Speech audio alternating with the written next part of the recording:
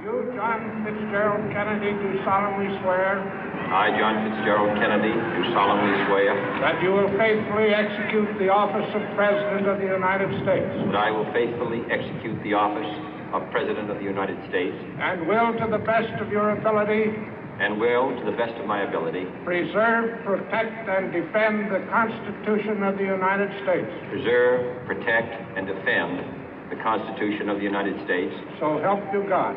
So help me God.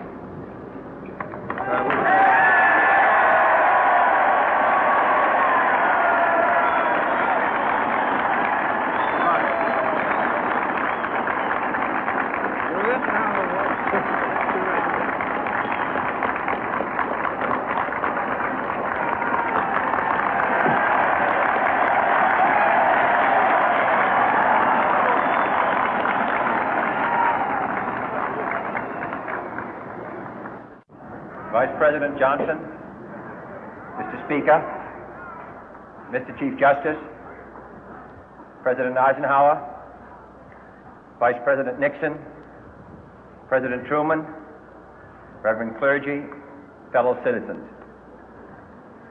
We observe today not a victory of party, but a celebration of freedom, symbolizing an end as well as a beginning, signifying renewal as well as change.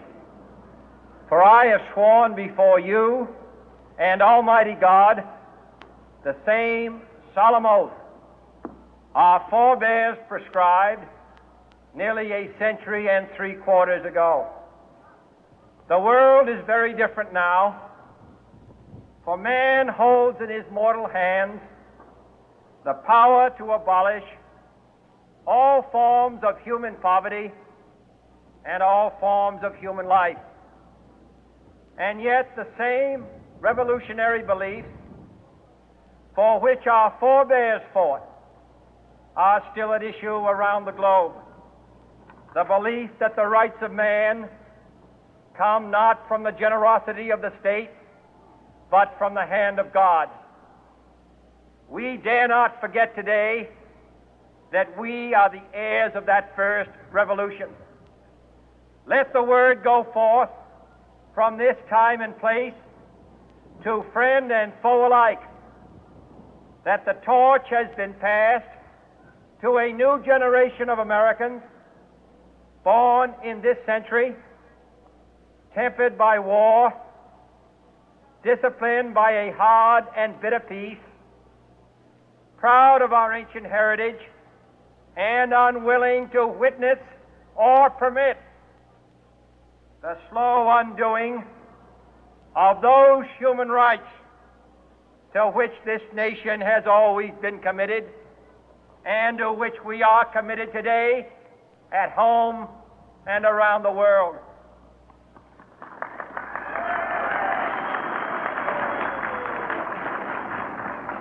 Let every nation know, whether it wishes us well or ill, that we shall pay any price, bear any burden, meet any hardship, support any friend, oppose any foe to assure the survival and the success of liberty.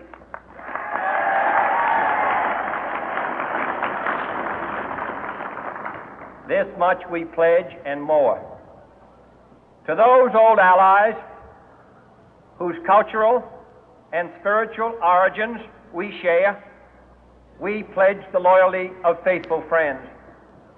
United, there is little we cannot do in a host of cooperative ventures. Divided, there is little we can do, for we dare not meet a powerful challenge at odds and split asunder. To those new states whom we welcome to the ranks of the free, we pledge our word that one form of colonial control shall not have passed away, merely to be replaced by a far more iron tyranny. We shall not always expect to find them supporting our view, but we shall always hope to find them strongly supporting their own freedom, and to remember that in the past, those who foolishly sought power by riding the back of the tiger ended up inside.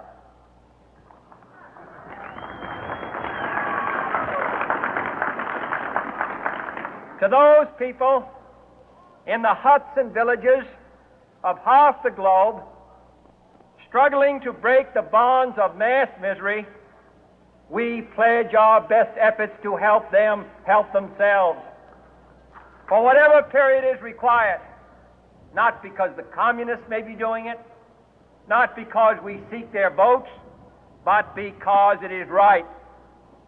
If a free society cannot help the many who are poor, it cannot save the few who are rich.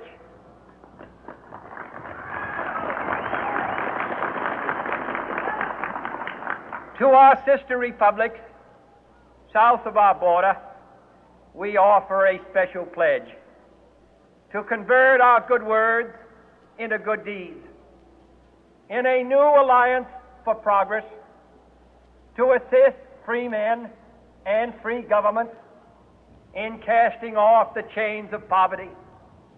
But this peaceful revolution of hope cannot become the prey of hostile powers.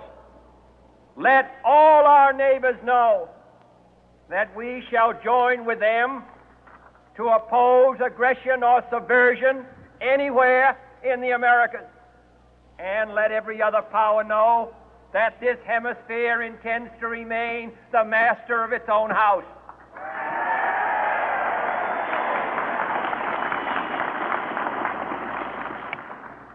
To that World Assembly of Sovereign States, the United Nations, our last best hope, in an age where the instruments of war have far outpaced the instruments of peace, we renew our pledge of support to prevent it from becoming merely a forum for invective, to strengthen its shield of the new and the weak, and to enlarge the area in which its writ may run.